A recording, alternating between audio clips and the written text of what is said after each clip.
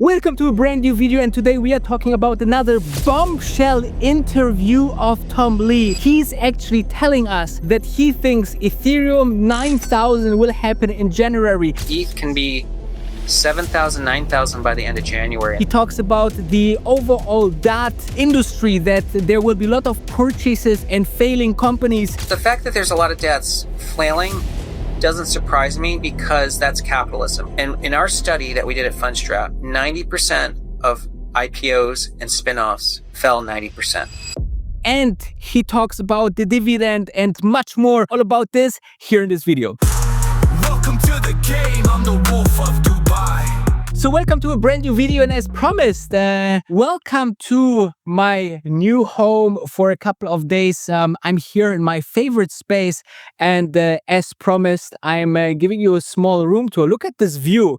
I mean, this is the view from the room. It's absolutely beautiful. It's like a kind of, Japanese style hotel. Very, very nice. Here's your bedroom, right? So you have a nice view every morning. It's like a huge screen. Actually, if you wake up, let me show it to you. Actually, when you wake up here, it's like a huge screen that you look through. So it's really amazing. And then you have a lot of space. I think 2,500 square feet of a living space. So you can see here, here's a nice living room, right? So here's usually where I do my videos, which, as you saw yesterday, there's a small desk where I can work. Here you can watch a little bit of CNBC. And then the most important part for women, obviously, the bathroom. Okay, you obviously have here all your things for the bathroom, and then comes even a next level of this area where you have here the shower, right? And then you have here like a kind of jacuzzi, right? So, and then you can here have a toilet, and then you come back here to the living room. But I think that what is very, very nice here is the outdoor space. Let me show you the outdoor space as well. You get out here, and then you have your own 2 sound lounges, and then you have this view with your own, swimming pool, which is very nice. And then it's like a floated villa over here, right? So it's a beautiful space. Perfect to talk about Bitmine and think about Bitmine and buy more of Bitmine. As you might know, I'm buying every single day between like $3,000 to $20,000. Obviously, I bought more the last 2 days. Yesterday, I bought about like $6,000, more than $6,000 worth of Bitmine shares. And on Monday, I bought about, I think, 8 or 9, something, I think 8,000. You will see it here in the screenshot of options. And this time I bought options that are a little bit more outside the expiry date than the one that I bought before expiring on the January. And I took this $30 strike for mid of 2026. Okay, so that's what I'm buying currently. I'm buying every single day. I'm super happy with the company. As you know, we are all early investors for Bitmine. And if you don't know who I am, if you think like, who is this guy that talks about Bitmine the whole time and not even introducing himself? Because 30% of all our viewers are actually the first time viewers ever. Okay, so with that said, let me tell you that my name is Danny, and I'm looking for stocks that can go up 10, 20, 30, 40x. And those stocks are actually like Tesla, Nvidia, Palantir, or Robinhood. Those were all my investments. My subscribers bought houses and apartments, and still there is a lot of negative comments around my YouTube channel. And that's normal. As more as they get negative, as more retail gets washed out of this, let's say, interesting phase on the market, maybe that's better.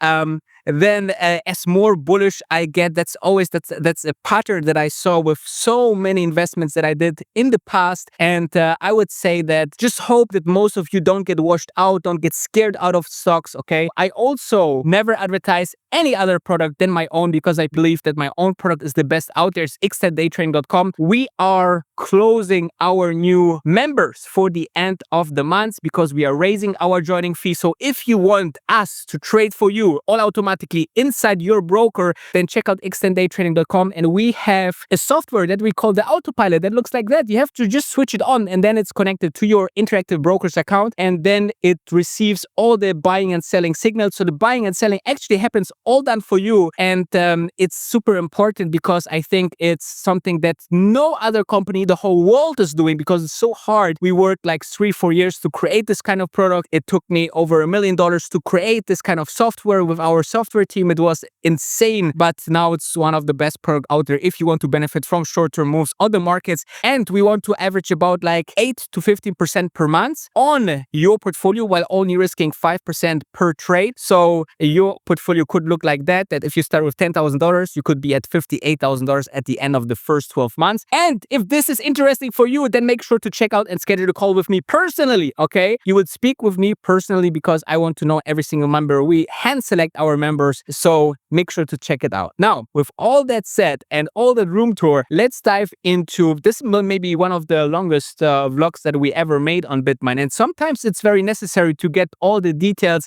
And it's beautifully that Tom Lee actually tells us so much about Bitmine. So let's dive into the first clip of his brand new bombshell interview. But right now, the market seems to be thinking about things differently. We've seen it pull back, ETH pull back under 3K. Personally, I think it's a great entry point. Why do you think this disconnect for something that is so obvious to you, pretty obvious to me? Why are we trading as we're trading right now with Ethereum? Yeah. Well, their Ethereum and Bitcoin are public tokens. And so their price isn't going to be purely anchored on fundamentals. They're going to be reflecting investors' perceptions, because both Bitcoin and Ethereum are not mature platforms.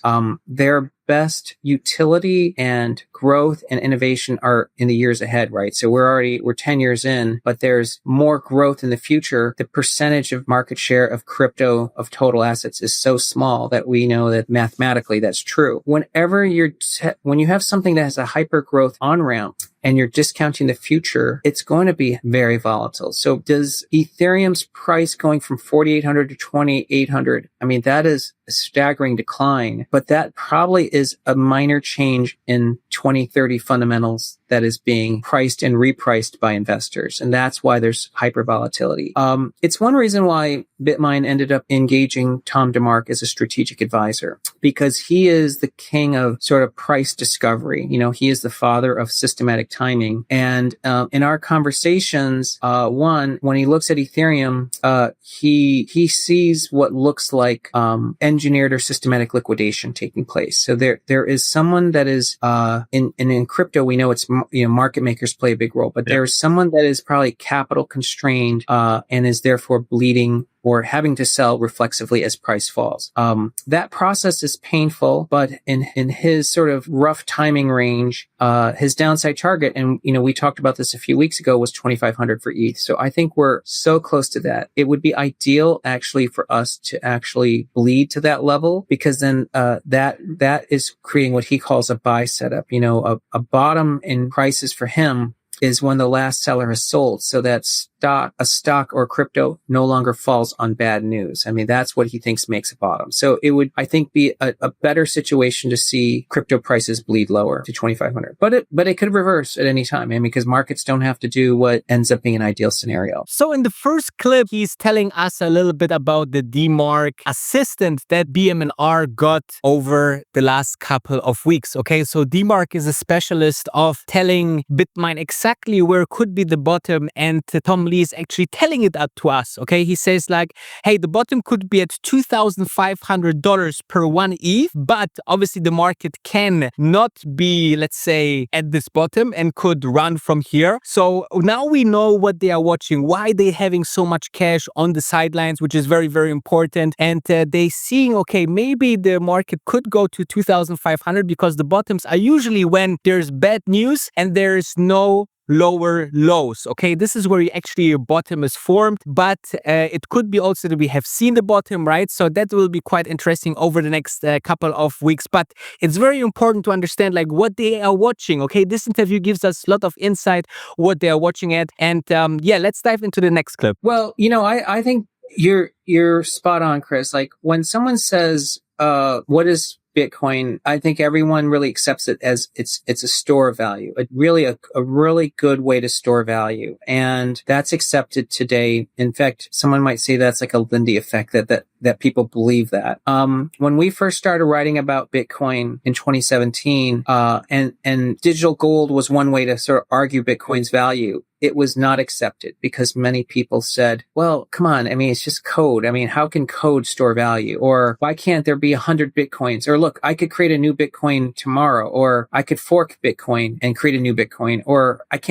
remember one client saying they couldn't buy a bottle of water with Bitcoin. So how could it even be valuable? So, but of course, all those arguments fell away. And now we have digital gold, Bitcoin store value. Even as gold gets tokenized, which I think will compete with Bitcoin to an extent, you still have Bitcoin, which is a really good way to store and transfer value. But Wall Street, is also understanding there are a lot of virtues to a blockchain, and it's the ability to not only store value, but to store information and to actually transact and conduct and actually re-architect almost everything that Wall Street does. But they need a smart contract platform, and so that's where all these other L1s start to become a lot more important to Wall Street's future. Because if the big banks, the blue chips, build stable coins and they're going to tokenize stocks and let stocks trade 24/7, and then innovate that too, I discussed at the Cantor, which is like things like factorize a stock. So just like in the bond market where you can factor a bond, we can factor Tesla so that you're only buying the implied future value of Optimus Prime. So instead of asking Tesla to make itself a tracking stock, you can synthetically create that on the blockchain. So you can't really do that on Bitcoin. So you have to build it on a smart contract, L1 or L2. And the reason I think Ethereum is going to be one of the leading platforms is, number one, its sheer size. It is by far much bigger than the number 2 or number 3 L1s. It has a huge and growing developer community that is really dedicated, and it's global.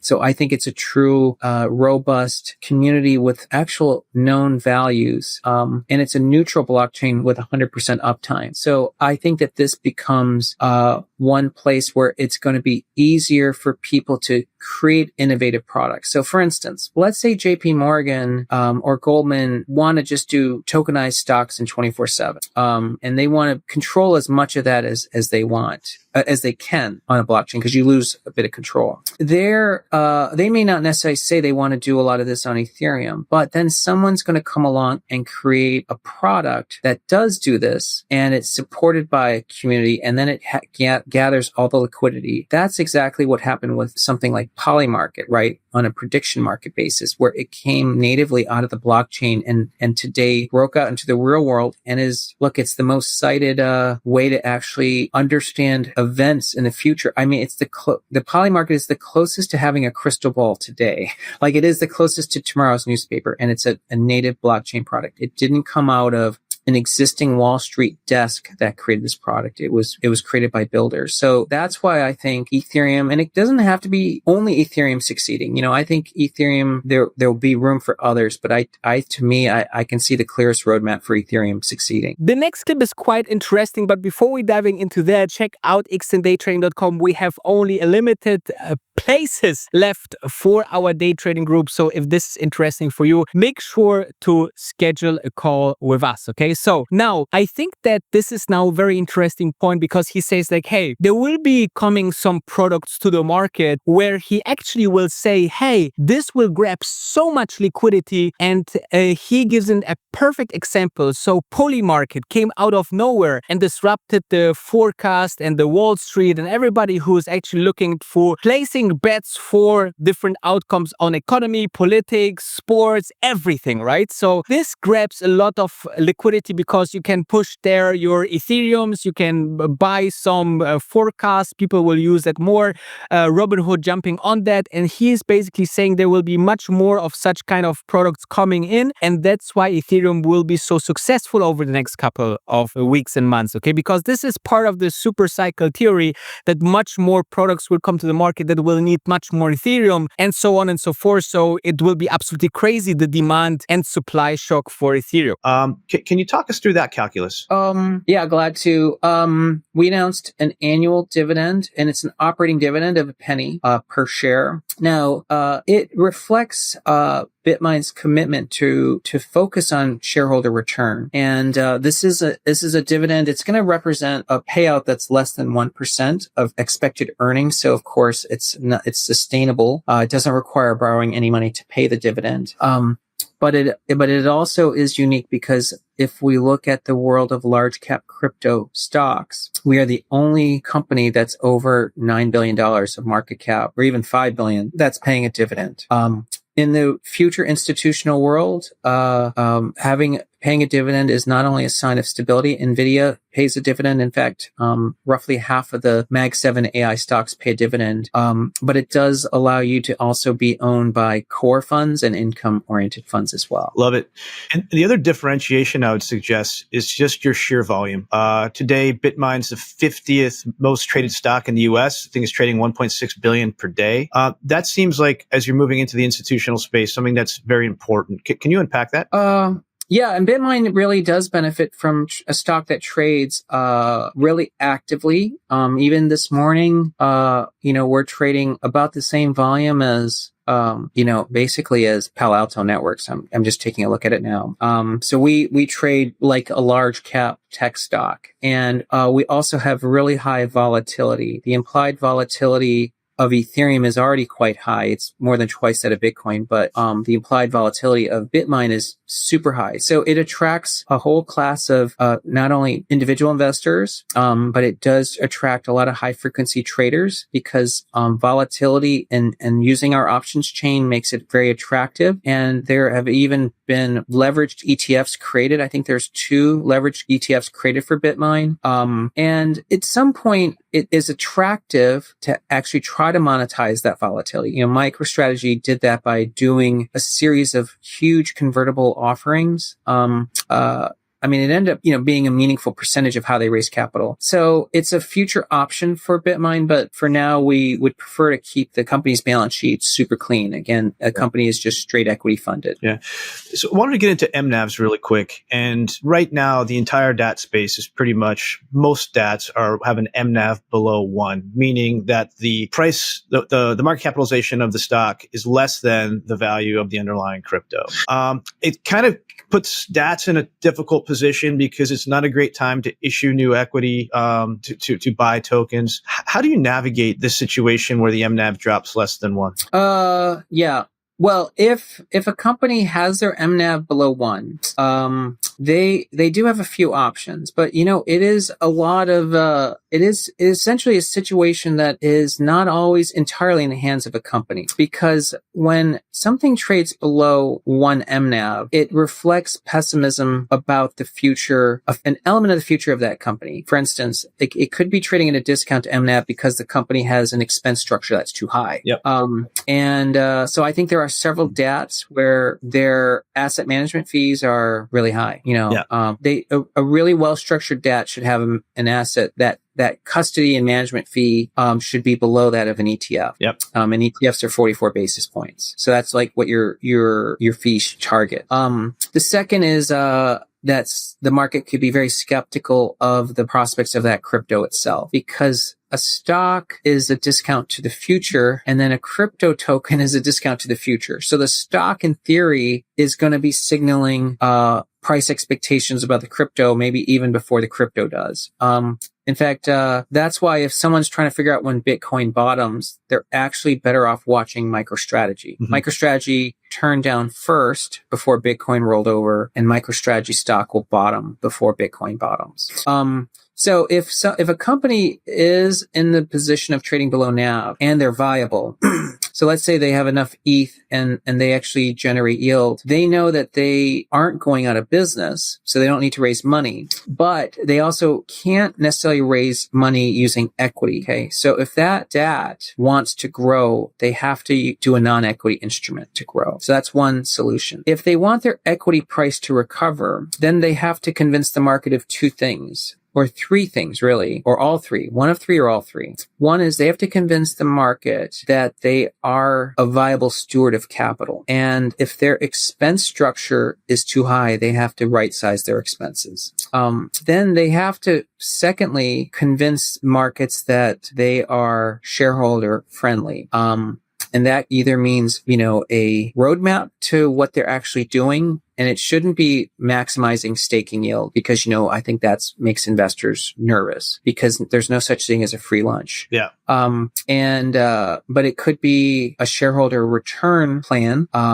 But if they are a small company and they're not growing, that is a really tricky spot to be in. Like if you're sub $1 billion, that's a wasteland in the equity world, as you know, Chris. Like you come from traditional markets, like sub $1 billion, like there's a gajillion companies. Yeah. You need to be closer to 10 billion. So the third is that they have to take action, and either they can try to consolidate with each other to get bigger. Yeah. They can convert to an ETF. So become an investment company and then convert to an ETF. And suddenly they won't trade at a discount. They could start dividending all their yield. And if they're right sized on expenses, that works too. But, a proper debt like MicroStrategy and Bitmine, they're not trying to just be stable with their holdings. They're trying to grow accretively their crypto holdings per share. And, even MicroStrategy has managed to, raise a couple $1 billion in the past month. Yeah, I think the debts that are well managed and expect for these days to come. I mean, we've been in finance forever. You always end up in the tail. Something always happens, and you need to be prepared. So the folks who can weather this storm, I think, are going to be really well positioned. So in this clip, he's telling us, okay, it's very important to pay dividends because then this stock is getting accessible for funds.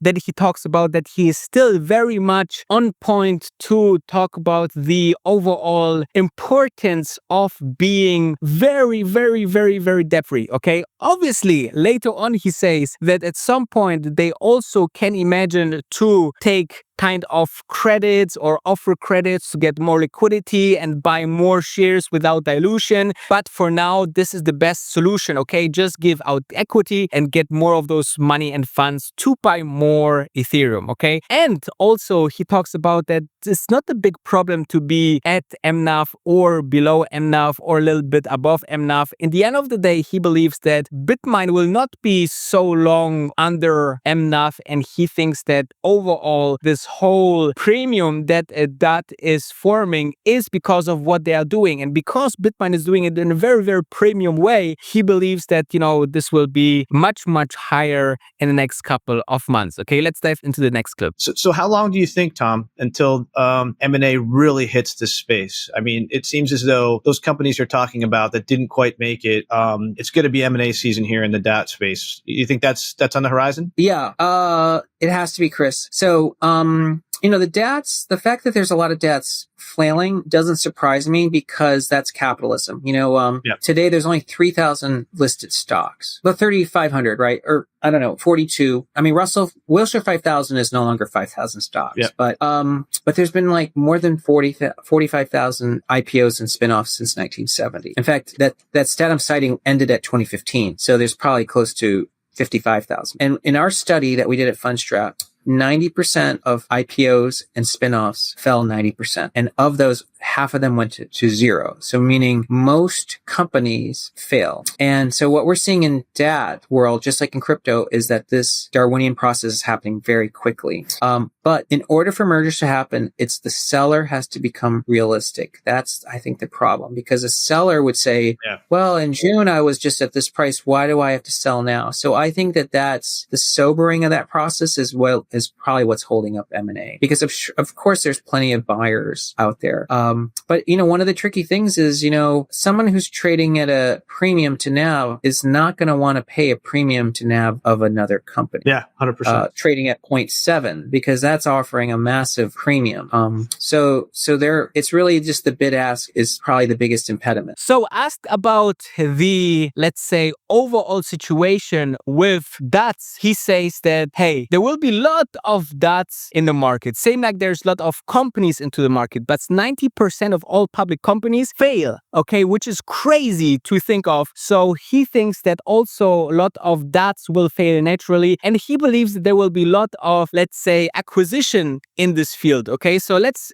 imagine the following, okay? So you see like all of these trees out there, right? So let's imagine each of this tree is a dot. And a lot of those trees will fail and other trees will use that to grow. I mean, like maybe this was not the best example, but but you get the point. But I think that this is very important to understand that we are at the forefront of something very, very new, and a lot of dots will actually be able to sell to Bitmine for a very good price. Okay, so that will be quite interesting time. So you can see that there's a lot of catalysts still coming for the company. And I think with one point, there's one catalyst where it says like, hey, we just bought this company and we got this much Ethereum and we bought it for, let's say, 80%, 20%, 30% of the price, whatever it will be. Okay, I think like maybe at either 20, 30% of discount or maybe 80% or 70% of the price, right? So it's the same. But you get the point that I think that at some point they will say, hey, we just bought that company and now we own all the Ethereums, right? So that will be quite interesting. We have the Fed coming up. It looks like they're now going to cut after like they weren't sure. Now it looks like they're going to cut. I'm tracking Polymarket, but how do you see this macro setup? It looks like sentiment is like terrible right now in the space. Macro seems to be kind of getting better when it comes to the rates outlook. I would say medium to long term between regulatory de-risking, it's actually a really good setup for DATs, particularly where the MNAVs are right now. It's really my last question here is how do you see macro impacting you in the space? Yeah, macro is actually really a big deal, Chris. Crypto was the first really to sniff out and it's going to be responding to a Fed, right? And if the Fed remains hawkish and executes policy error, that's bad for crypto prices. That's why it's really important for anyone involved in crypto understand that what the Fed's going to do is a big deal. I think the Fed is in a very difficult spot because if there wasn't what looks to be as political interference, I think the Fed would be cutting without question now because bond market is showing future inflation expectations are falling, and that means that if monetary policy doesn't adjust, its real rates are getting tighter. We're actually putting more tightening into the economy. But as you know, the Fed has to make sure its actions don't look like they've been politically driven. Yeah. And that not just the market's perception, right? Because people tend to think of it as, oh, well, this is the bond market or stock market's conclusion. That's not really what I think that what the Fed's concerned about. It's really the